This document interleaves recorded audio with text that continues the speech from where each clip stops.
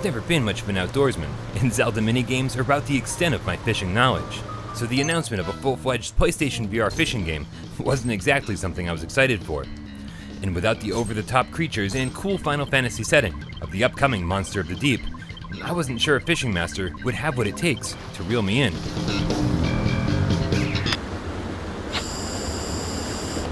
Luckily, if you've tried the demo, you're already familiar with the core concept of the full game. One-handed, move-controlled fishing plays out like a mini-game where tension on the line zaps stamina from the fish, eventually wearing it down enough so you can pull it into the boat. It's almost stupidly simple in its execution, and the more you play, the more it grows on you. Some encounters take mere seconds, while later battles feel like epic showdowns that'll really try your patience. But the reward of pulling in a new fish that you haven't seen before makes the whole struggle worthwhile.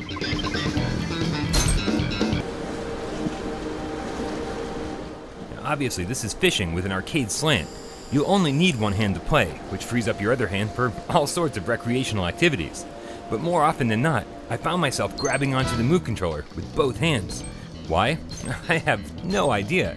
Maybe it helped me focus, or maybe it just added to the immersion. But either way, I'd only anticipated playing this game for a few hours before review, and I ended up playing it all day long. For $20, there's a surprising amount of game here.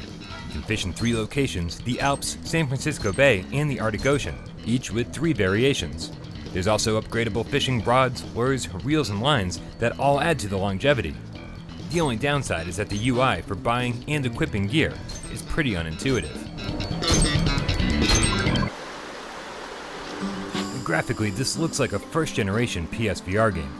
The environments are nice enough, but nothing looks very sharp or terribly detailed.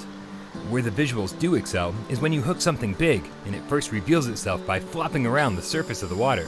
I've had a couple "what the heck was that" moments where you see the sheer size of your opponent in the distance.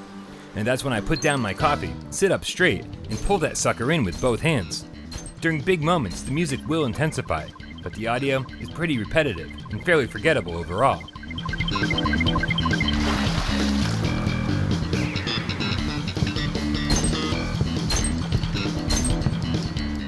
It's not simulation enough to appeal to hardcore fishing fanatics, and not fantastic enough to tempt the non-fishing fan. So what we're left with is something in between, the Drive Club of fishing games.